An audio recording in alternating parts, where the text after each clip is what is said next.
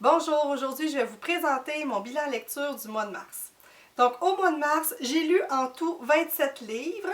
Si je vous fais un peu le dénombrement, là, donc j'ai lu 4 romans, j'ai lu 8 bandes dessinées, j'ai lu 8 albums et aussi 7 romans jeunesse. Donc je vais vous parler ici de quelques livres là, que j'ai lus pendant le mois. Là. Je ne ferai pas le tour de tous les livres, mais j'en ai sélectionné plusieurs quand même. Donc, je vais commencer tout de suite avec les romans. Donc, au niveau des romans, j'ai lu Le Trône de Fer en français. Les livres, là, c'est pas le même nombre de livres qu'en anglais, là, donc je suis rendue au tome 11. Le sable de Dorne ou Les sables de Dorne, donc c'est celui que j'ai lu pendant le mois de mars. J'ai aussi lu une auteure dont j'avais jamais lu de livre encore, c'est Emily Andrews, La séparation des corps, qui est un livre que j'ai beaucoup aimé. Franchement, je m'attendais pas à grand chose quand j'ai commencé ce livre-là. Puis finalement, j'ai commencé à le lire, puis oups, je me suis rendu compte que c'était l'heure de se coucher, donc ça passait très vite le moment de lecture avec ce livre-là. C'est un roman qu'on pourrait qualifier un peu de banal. C'est une histoire quand même assez banale, là. Deux femmes, dans le fond, qui sont gays et qui vivent une histoire quand même assez normale. Mais je pense que c'est dans le style d'écriture d'Emily Andrews qui fait qu'on reste accroché, puis qu'on veut savoir, puis qu'on est intrigué là, du début à la fin. Donc, c'est une suggestion que je vous fais. Et aussi, j'ai lu une nouvelle auteure, Catherine Bellemare, Une irrésistible envie de fuir. Encore là, une histoire avec des femmes gays, donc je ne sais pas si c'est la mode ces temps-ci, mais du moins, j'en ai lu deux là, ce mois-ci. C'était une femme dans le fond qui... Ben, en fait, c'est l'histoire de deux femmes qui fuient chacune de leur côté, puis qui vont vivre des choses quand même assez difficiles. Là. Il y en a une qui va souffrir d'anorexie assez sévère, l'autre qui va devenir à un moment donné dans sa vie escorte. Donc c'est quand même une littérature pas légère, mais j'ai bien aimé cette nouvelle auteure, Catherine Bellemare. Ça a été publié aux éditions David. J'ai pas la couverture avec moi parce que je l'ai lu en version numérique. J'ai lu aussi Histoire de filles au chalet. Donc c'est un livre avec 3 auteurs. En fait, ils disent que c'est vraiment 3 romans d'une centaine de pages chacun. Donc c'est Nadia Lakdari King, Catherine Girard-Audet et José Bournival. Donc ils nous offrent chacune des histoires qui se passent dans un chalet. C'est pas tant des histoires de filles parce que dans le fond, dans la première histoire, c'est deux, trois amis, des couples d'amis qui louent un chalet ensemble. Ensuite, il y a la deuxième histoire, c'est un couple qui s'en va dans un chalet. Voilà, donc c'est... Non, c'est pas vrai. La deuxième histoire, c'est des parents qui vendent leur chalet et les enfants qui vont les aider à vider le chalet. Puis la troisième histoire, c'est un couple qui s'en va dans un chalet, puis là, la fille, elle pense qu'elle va se faire fiancer, etc.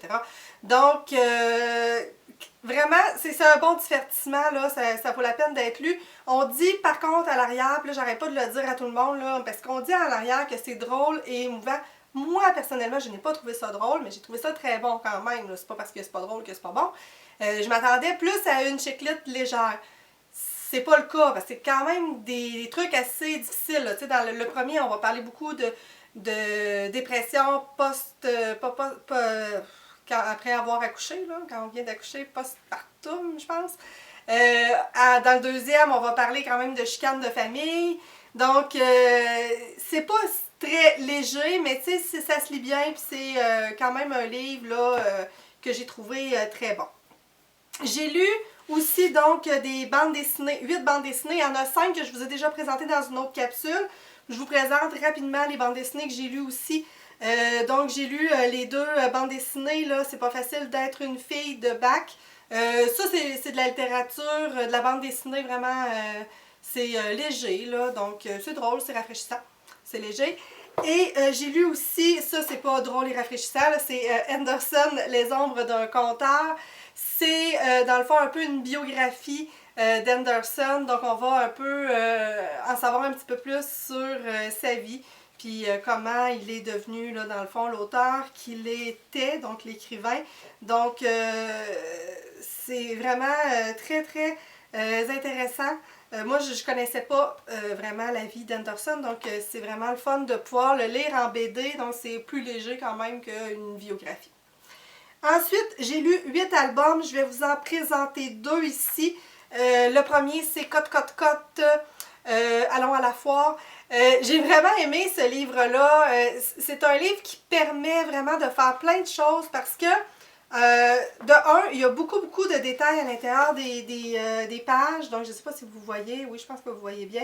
Donc, il y a beaucoup de détails à l'intérieur des pages. Et à la fin, il y a comme un petit jeu à faire. Donc, c'est le jeu des combien. Donc, mettons à la page 1, combien de poules sont assises sur la véranda? Fait que là, il y a plein de questions. Donc, on peut revenir dans le livre et s'amuser comme on veut. Donc, vraiment, un livre que j'ai beaucoup aimé puis que je lis avec mon garçon de 5 ans. Et l'autre que je vais vous parler, c'est Coloco. Coloco qui s'est rapidement hissé au palmarès de la maison. Donc, il est vraiment devenu un régulier. Donc, pour moi, un régulier, c'est un livre que je vais lire plus qu'une fois par semaine, là, à partir de quand on l'a. Donc, c'est l'histoire d'un crocodile qui a mal à une dent, puis qui va se promener, là. Sa mère, elle va lui dire, ben, il faut que tu ailles manger, je pense, un hippopotame. Puis là, l'hippopotame va dire, ben non, faut que tu fasses ci, faut que tu fasses ça. Puis là, il va suivre comme toutes les consignes de tout le monde, puis finalement, il va aller voir le dentiste. Puis là, ben, pour savoir qu'est-ce qu'il va faire au dentiste, ben, il faut aller lire cet album. Aussi, donc, j'ai lu aussi 7 romans jeunesse. Ceux-là, je pense que je les ai tous avec moi. Donc, j'ai lu là, ce petit-là ici, Les araignées monstres, qui est un petit livre, là, mini-roman là, pour apprendre à lire. J'ai lu aussi Gangstar. Donc, Gangstar, c'est le tome 4. Donc, je suis toujours aussi fan de Gangstar. Je l'adore. Donc, je l'ai lu. J'ai aussi lu les 2 premiers tomes de la série de Tiki, Les aventures de Tiki Preston, qui est une série il fait des enquêtes, puis ça nous permet aussi d'en savoir un petit peu sur les pays. Donc, c'est sympathique comme série. Ça m'a pas fait triper, mais c'est sympathique. Je pense que les enfants vont aimer ça. Les images sont belles à l'intérieur. Aussi, j'ai lu Olga et le machin qui pue, donc d'Élise Gravel. Ça, c'est vraiment un petit... je pense que je vais le dire. C'est un bijou, là. C'est drôle. C'est vraiment... C'est du bonbon. On a le goût de lire du Élise Gravel et ce livre-là est vraiment bon. Donc, dans le fond, c'est Olga qui va trouver dans une poubelle un machin qui pue, puis elle va partir à la découverte pour savoir qu'est-ce que c'est que ce machin-là. Donc, puis là, elle va aller à la bibliothèque. Et, je veux juste dire, elle va à la bibliothèque et là, la bibliothécaire, là, vraiment pas le stéréotype du bibliothécaire qu'on a l'habitude de voir, là. Donc, la bibliothécaire, elle a des tatous, des piercings et elle a l'air vraiment cool, là, mais pas super belle par contre. Là. Donc, je vais essayer, je ne sais pas si vous allez la voir, là. Donc, la bibliothécaire qui est ici. Donc, vraiment, chapeau, encore une fois, réussi pour Élise Gravel. J'ai lu aussi Daniel Mativa, Lot, enfant de l'oubli, qui est un roman historique vraiment intéressant. Ça se passe pendant la Deuxième Guerre mondiale, puis c'est au sujet des enfants, dans le fond, des femmes qui ont eu un enfant avec un Allemand pendant l'occupation allemande en France.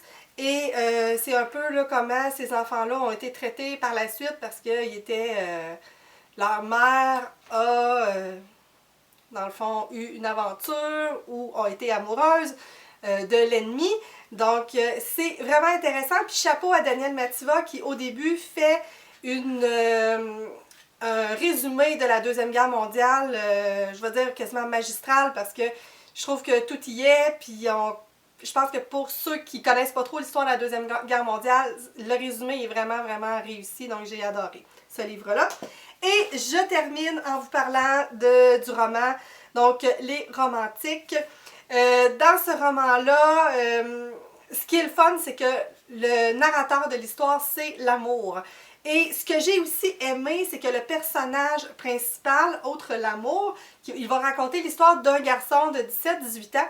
Donc, pour un livre genre un peu féfé quand tu le regardes, puis dans le fond, le gars, il est un peu féfé, il est super romantique et tout.